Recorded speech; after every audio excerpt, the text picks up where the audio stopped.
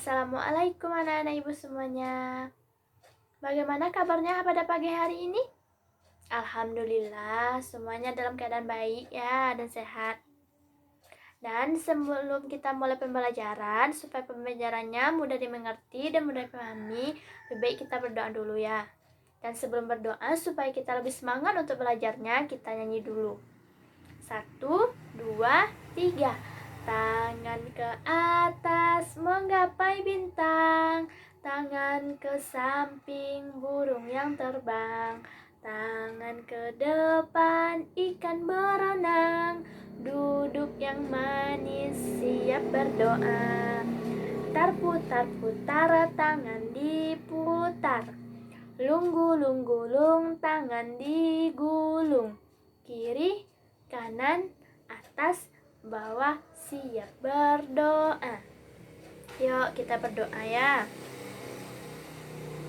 Amin.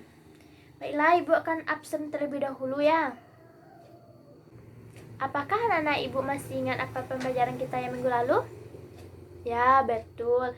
Kita minggu lalu belajar tentang metamorfosis dan atau daur hidup hewan.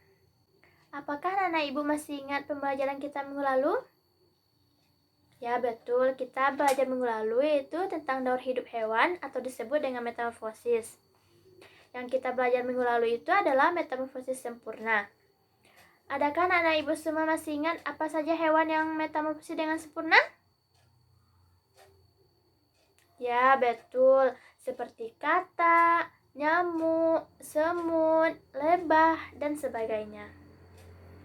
Dan pada hari ini kita akan belajar yaitu metamorfosis tidak sempurna, khususnya pada hewan belalang.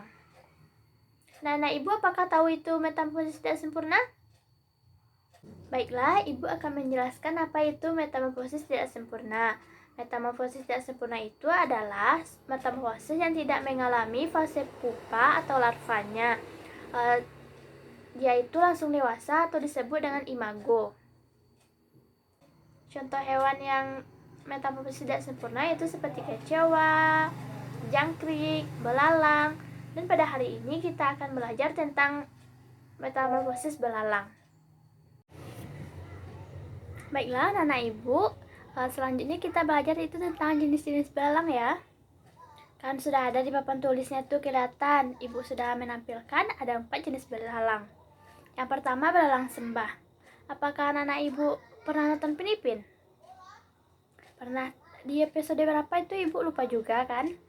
Ada di situ Upin Ipin itu dia berbicara dengan belalang, macam mana Upin tidur. Masih ingat anak-anak ibu itu belalangnya kayak apa? Ya, itu namanya belalang sembah. Belalang sembah itu kan ukurannya agak panjang dari belalang biasanya. Nah, yang kedua itu belalang hijau. Belalang hijau tuh dinamakan belalang hijau karena warna dia dengan hijau. Dan belalang kayu warnanya hampir sama dengan warna kayu. Kalau belalang daun itu belalang yang menyerupai daun. Kalau kita lihat sekilas, kita tidak tahu itu belalang atau tidaknya atau daun. Selanjutnya yaitu belalang kaki merah.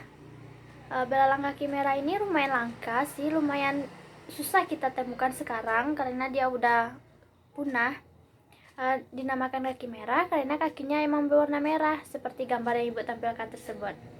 Selanjutnya adalah belalang ranting. Belalang ranting itu belalang yang panjang tapi badannya agak kurus, kakinya kecil dari belalang biasanya. Dia hampir mirip dengan belalang sembah. Baiklah, selanjutnya yaitu kita belajar tentang bagian tubuh dari belalang tersebut. Ibu sudah nampilkan fotonya di papan tulis tersebut. Apakah anak ibu bisa melihatnya?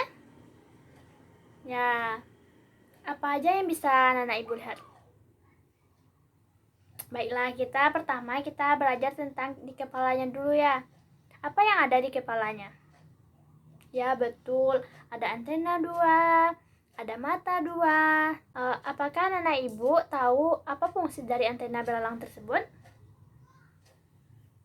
Baiklah, fungsi antena dari belalang tersebut yaitu untuk mendeteksi kondisi di sekitarnya seperti lingkungan, dan dia itu peka terhadap sentuhan, suhu, getaran, dan sampai bau juga. Dan matanya berguna untuk, ya betul, untuk melihat makanannya, melihat mangsanya. Dan selanjutnya itu pada bagian toraksnya.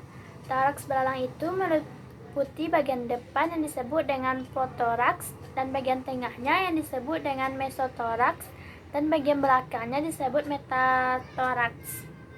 Masing-masing dari segmen tersebut mempunyai sepasang kaki, dan mesotoraks dan metatosoraks masing-masing memiliki terdapat sepasang sayap. Selanjutnya itu adalah abdomen. Abdomen itu adalah perut dari belalang. Pada bagian depannya terdapat alat pendengar atau disebut dengan membran timpani. Dan bagian belakangnya yaitu terdapat organ reproduksi. Selain organ reproduksinya, di abdomen juga ada sistem organ lainnya seperti pencernaan dan sistem pernapasan dari belalang tersebut. Apakah anak-anak ibu paham dengan yang ibu sampaikan? Baiklah, selanjutnya kita akan belajar tentang metamorfosis belalang atau disebut dengan daur hidup belalang. Apakah anak ibu tahu belalang itu termasuk metamorfosis? Betul, metamorfosis tidak sempurna. Kenapa dinamakan begitu? Ya, 100 ya untuk ini. Disebut dengan metamorfosis tidak sempurna karena pada belalang tersebut tidak mengalami masa larva atau disebut dengan masa pupa. Kalau metamorfosis sempurna, dia mengalami masa larva atau masa pupanya. Dan pada musim panas, belalang betina itu bisa menghasilkan 10-300 butir telur. Dan kemudian dia menyimpan telur tersebut di atas pasir atau di atas tanaman. Dan kemudian dia berubah menjadi nimfa. Dia menetasnya itu cukup lama, sekitaran 10 bulan kemudian. Nimfa tersebut bisa disebut dengan belalang kecil karena nimfa itu belum mempunyai sayap. Setelah nimfa berganti kulit selama beberapa hari, maka akhirnya menjadilah belalang dewasa. Apakah anak-anak ibu paham dengan penjelasan ibu sampaikan? Baiklah, kalau anak-anak ibu sudah paham, berarti ibu yang menanya lagi ya. Coba Aisyah jawab pertanyaan ibu ya. Sebutkan jenis-jenis dari belalang yang kamu ketahui dari ibu jelaskan tadi. Ya, betul. Dan kemudian Aisyah, apakah yang disebut dengan nimfa? Ya, benar. Kayaknya anak-anak ibu sudah paham ya tentang materi belalang tersebut. Baiklah, selanjutnya ibu akan mengasihkan PR. Kalian catat ya di buku PR-nya, dikumpulkan dalam minggu besok. Baiklah, mungkin sekian materi kita pada hari ini. Jangan lupa ya PR-nya dibuat dan dikumpulkan minggu besok. Kita tutup dengan membacakan Alhamdulillah. Alhamdulillahirabbil alamin. Baiklah, ibu pamit keluar kelas dulu ya anak-anak. Assalamualaikum warahmatullahi wabarakatuh.